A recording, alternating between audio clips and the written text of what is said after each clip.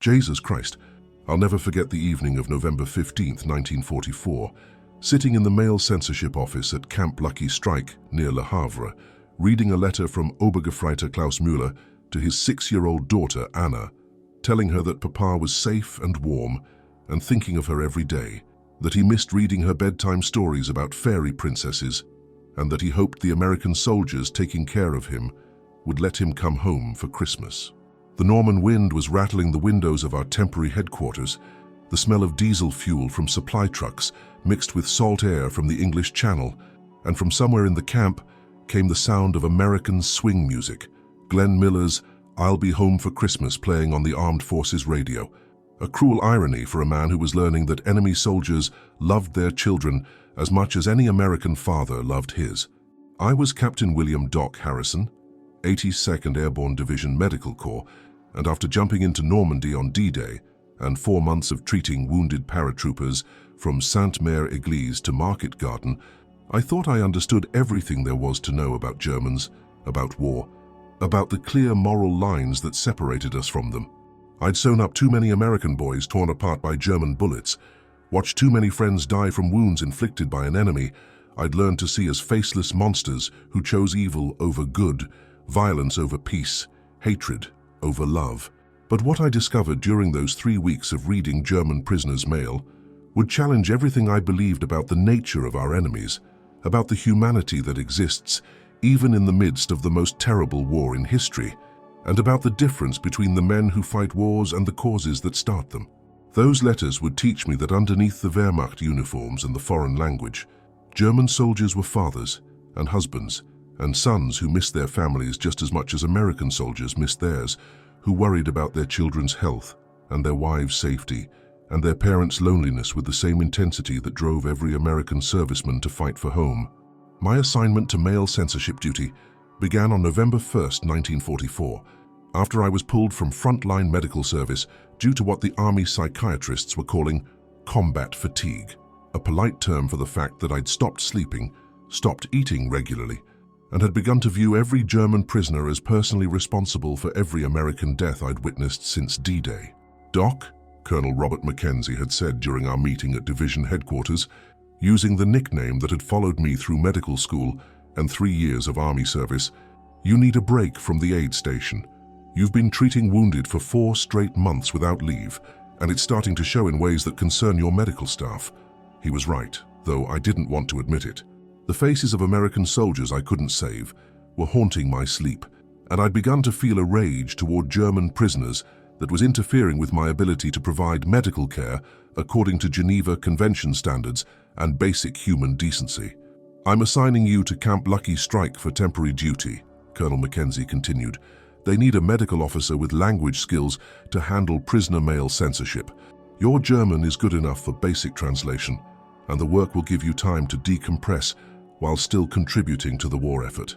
Mail censorship seemed like punishment duty at first, sitting in an office reading other people's correspondence instead of saving lives on the battlefield.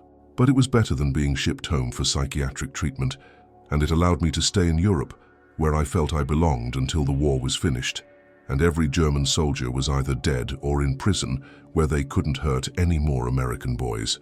Camp Lucky Strike was one of several cigarette camps established near Le Havre to process thousands of German prisoners being captured as Allied forces pushed toward the Rhine. The facility housed approximately 10,000 prisoners in temporary barracks, providing basic necessities while preparing them for transport to permanent camps in the United States or Britain. My office was in a converted storage building that had been equipped with desks, filing cabinets, and translation dictionaries for processing prisoner correspondence according to military regulations and security requirements. German prisoners were allowed to write 1 letter per week to family members, subject to censorship that removed military information while permitting personal communication. "Captain Harrison," explained Major James Thompson, the intelligence officer who supervised mail censorship operations, "your job is to read every letter, remove any information that might compromise military security, and forward approved correspondence through Red Cross channels to German families." The work seemed straightforward. Scan German letters for military intelligence, delete sensitive information, and pass along harmless personal messages. But it also meant reading intimate communications between German soldiers and their families, glimpsing into lives and relationships that challenged my image of Germans as inhuman monsters. "What kind of information should I be looking for?" I asked Major Thompson during my first briefing. "Military unit designations, troop movements, casualty figures, morale assessments, complaints about treatment, and anything that might be useful to German intelligence if intercepted," he replied. "But most prisoner mail is just personal correspondence, messages to wives and children, requests for news from home, expressions of longing and loneliness that you'd expect from any soldiers separated from their families."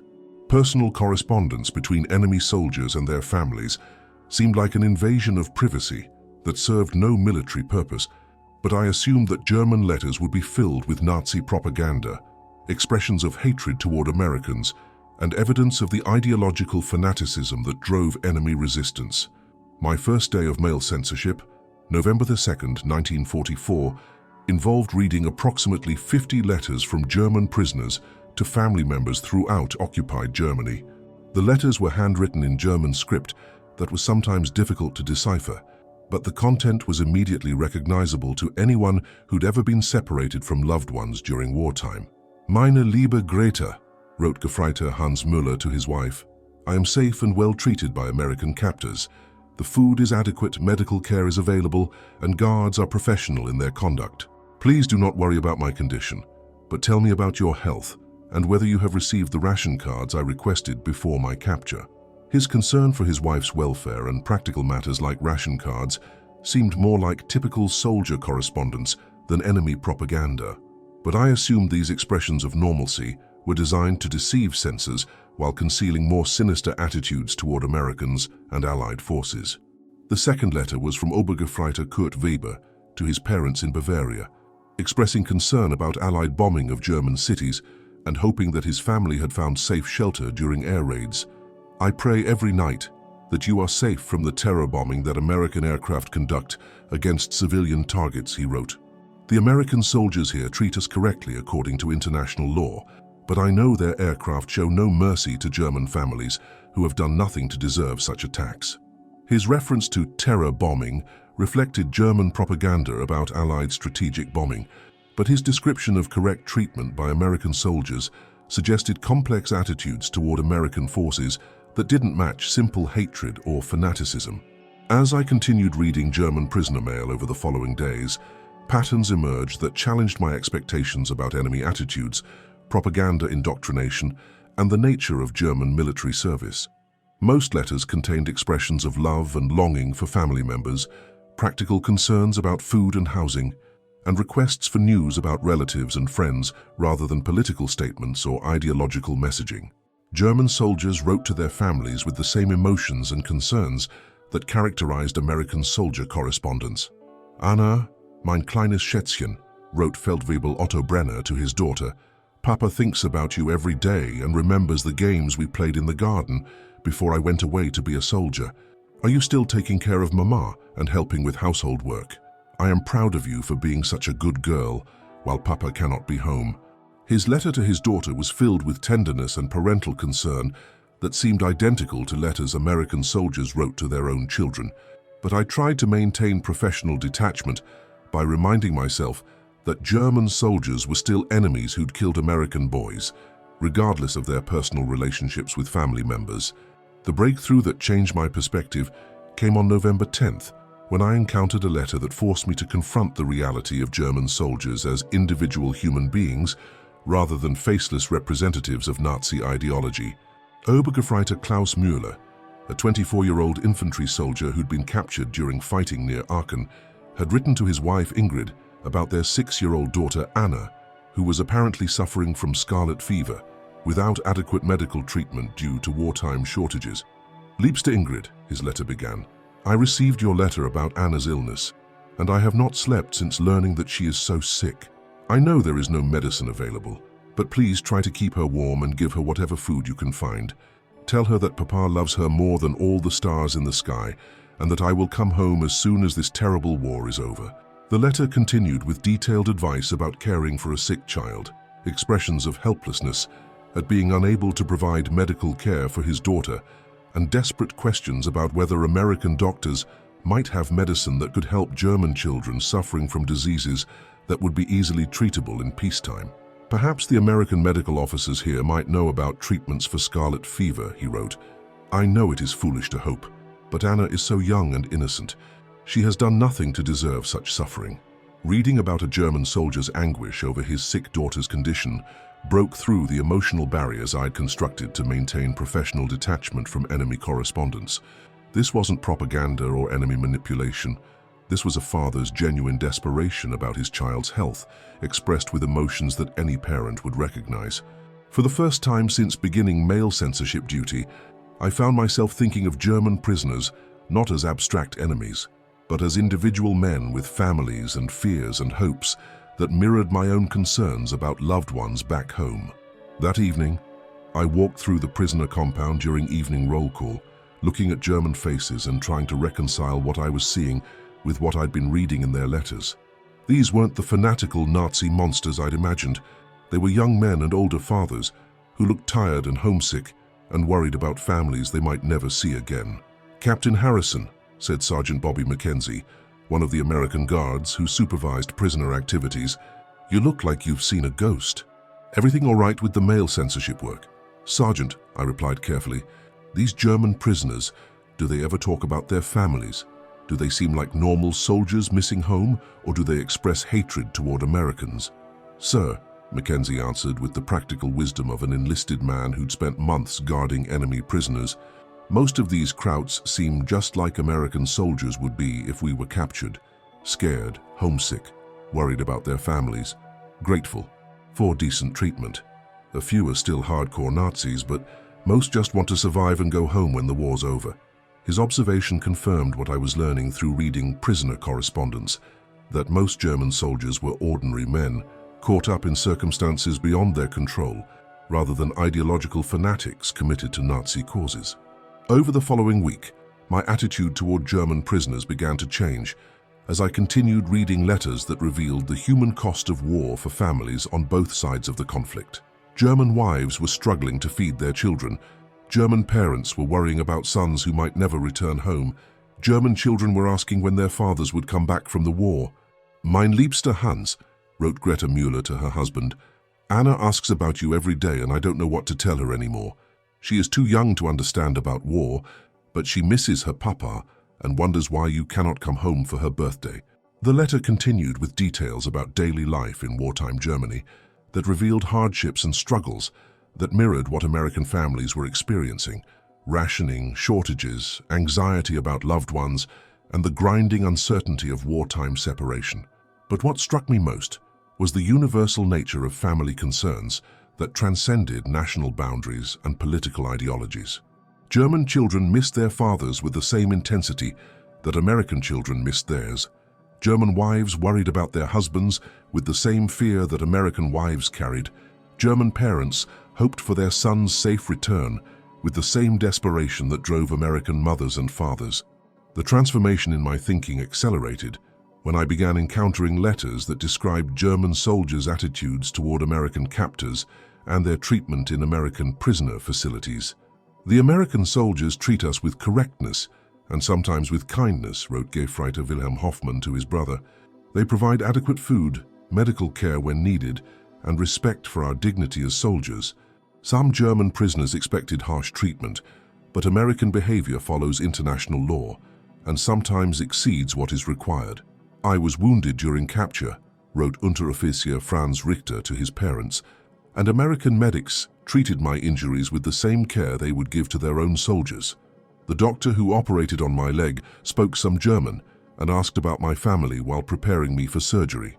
These accounts of American medical treatment reminded me of my own professional obligations to provide care for wounded, regardless of nationality, and I began to feel pride in American adherence to medical ethics even during the most difficult circumstances of war.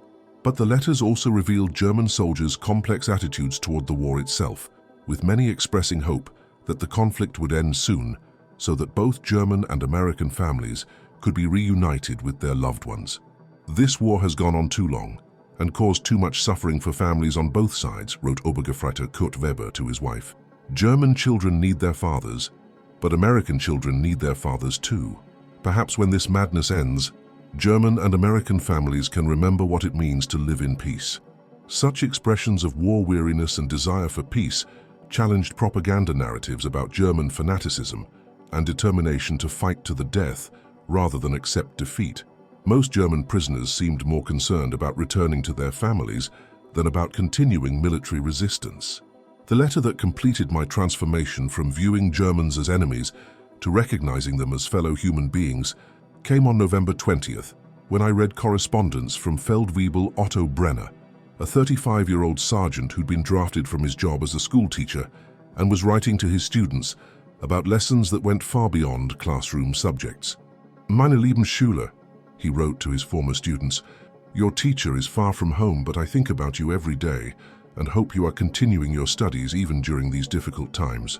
Remember that education is the most important thing you can possess, because knowledge helps us understand each other and prevents the misunderstandings that cause wars.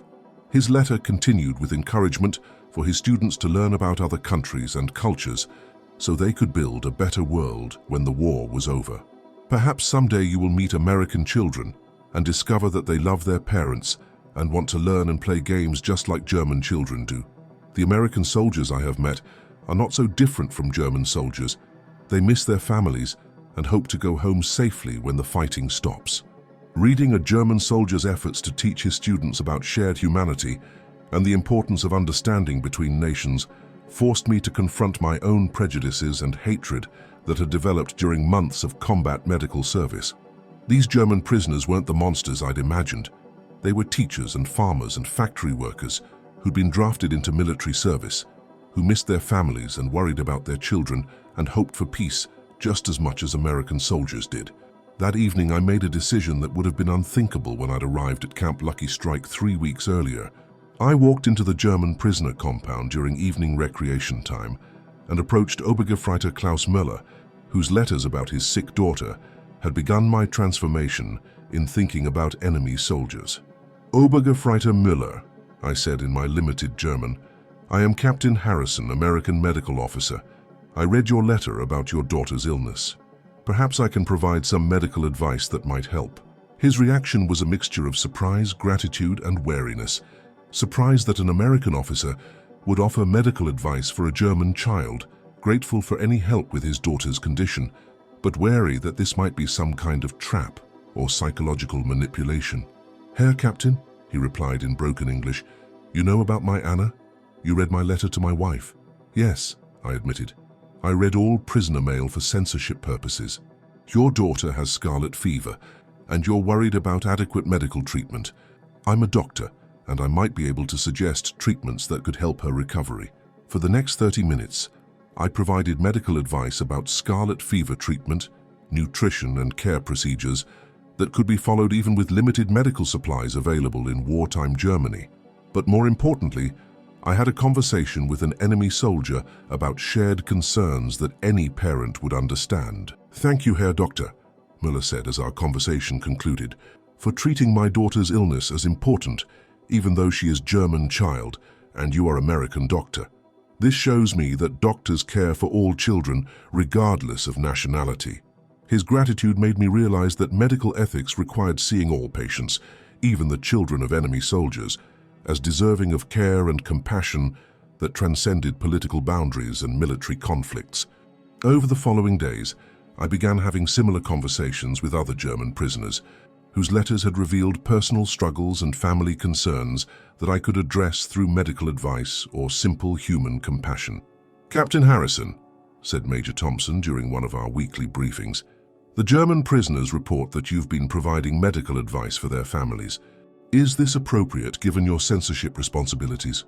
Major, I replied, my oath as a physician requires me to provide medical care wherever it's needed, regardless of the patient's nationality. If German children are sick and I can provide advice that might help them recover, I believe that serves American interests by demonstrating our commitment to humanitarian principles. He accepted my explanation, but I could see that my changed attitude toward German prisoners was noticed by other American personnel who maintained more traditional views of enemy soldiers as adversaries deserving minimal consideration beyond Geneva Convention requirements. The final transformation in my thinking came when I received permission to establish a small medical clinic for German prisoners, providing treatment for minor illnesses and injuries that didn't require hospitalization but could benefit from professional medical attention. Working with German prisoners as patients rather than enemies allowed me to see them as individuals with names, personalities, and stories rather than as representatives of an enemy ideology.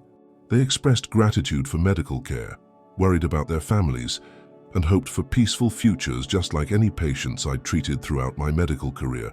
"Dr. Harrison," said Obergefreiter Müller during one of his visits to my clinic for treatment of minor injuries, "I want to thank you not just for medical care, but for showing me that American soldiers can be friends to German soldiers when we remember that we are all human beings with families who love us."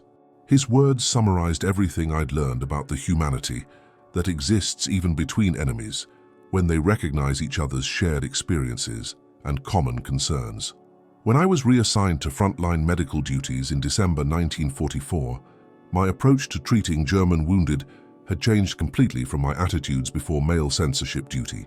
I could no longer see enemy soldiers as faceless monsters, but as individual men who loved their families and deserved medical care according to professional ethics and humanitarian principles. "Doc," observed Sergeant Mackenzie as I prepared to leave Camp Lucky Strike, "you seem different from when you arrived here last month. Less angry, more like the doctor we remember from before the war started wearing on everyone." He was right. Reading German prisoners' letters had reminded me that medicine was about healing all people, rather than just those who wore the same uniform, and that maintaining humanity during war required recognizing the humanity in everyone who needed medical care. My experience with German prisoner mail influenced my medical practice throughout the remainder of the war and my post-war career. When I encountered German wounded on the battlefield, I could provide medical care with professional compassion rather than reluctant obligation, because I understood that these patients were fathers and sons whose families were hoping for their safe return. The letters I read from German prisoners, I explained to medical officers during post-war debriefing sessions, reminded me that enemy soldiers are human beings with families and fears and hopes just like our own soldiers. This understanding is essential for military medical officers who must provide care for all wounded, regardless of nationality. This perspective influenced military medical training and Geneva Convention implementation as American medical services developed procedures that emphasized humanitarian care for all patients, while maintaining professional standards that served American strategic interests. My correspondence with former German prisoners continued after the war ended, providing opportunities to learn about their post-war lives and the influence that American treatment had on their attitudes toward democracy and international cooperation. "Dr. Harrison," wrote Klaus Müller in 1947, "Anna recovered completely from her illness, and she often asks about the American doctor who helped Papa take care of her when she was sick. Your medical advice and personal kindness showed us that Americans could be friends rather than enemies when the war was over." Similar letters from other former prisoners described how American medical care and humanitarian treatment had influenced their understanding of democratic values and their commitment to building peaceful relationships between former enemies. In 1955, 10 years after the war ended, I was invited to visit Germany as part of a medical exchange program designed to share medical knowledge between former enemies who'd become allies. The visit included reunions with former prisoners whose letters had changed my understanding of the humanity that exists even during the most terrible wars. "Dr. Harrison," said Otto Brenner, the former teacher who'd become a school principal in Bavaria, "your medical treatment of German prisoners showed my students that American doctors cared about all children, including German children. This lesson influenced how an entire generation learned about American values and the importance of international cooperation." During that 1955 visit, I met the families of former prisoners whose letters I'd read and censored, including Anna Müller, now a healthy teenager, who credited her recovery from scarlet fever to medical advice provided by an American doctor who'd cared about a German child's welfare. "You helped save my life when I was sick," Anna told me, "by giving Papa medical advice that worked even with limited supplies available during wartime. This taught me that doctors serve all patients regardless of nationality, and influenced my decision to become a nurse so I can help other children." These encounters demonstrated that individual acts of compassion during wartime could have lasting effects on relationships between former enemies and influence entire generations' attitudes toward international cooperation and humanitarian values. My final assessment of German prisoner mail censorship, written shortly before my retirement, emphasized the lessons learned about shared humanity that transcends national boundaries and political conflicts. Reading letters from German soldiers to their families taught me that enemy soldiers were fathers and husbands and sons who loved their children as much as American soldiers loved theirs, and that medical care must be provided based on human need rather than political allegiance. This was my story, Captain William Doc Harrison, who learned that refusing to see the humanity in enemy soldiers was a form of spiritual blindness that interfered with medical ethics and professional obligations, that German prisoners were individuals with families and fears rather than faceless representatives of Nazi ideology, and that reading their letters home revealed shared human experiences that transcended the artificial divisions created by war. My experience with German prisoner mail taught me that maintaining humanity during war required recognizing humanity in everyone who needed medical care, that enemy soldiers could become patients deserving of professional compassion, and that the most important healing sometimes occurred when doctors recognized the shared love that connected all parents to their children regardless of nationality. What struck you most about my discovery of German soldiers' humanity through their letters home? Have you heard similar accounts from veterans who learned to see enemies as individuals with families and fears? These personal testimonies help us understand how individual encounters can challenge wartime prejudices and create foundations for lasting peace between former enemies. If you want to hear more first-hand accounts like this one, make sure to subscribe and hit that notification bell. Tomorrow we'll be sharing the story of Lieutenant Colonel Maria Santos, an army nurse who treated wounded prisoners and discovered how medical care could build bridges between former enemies and their children. These voices from the past deserve to be heard. Let's make sure their stories live on.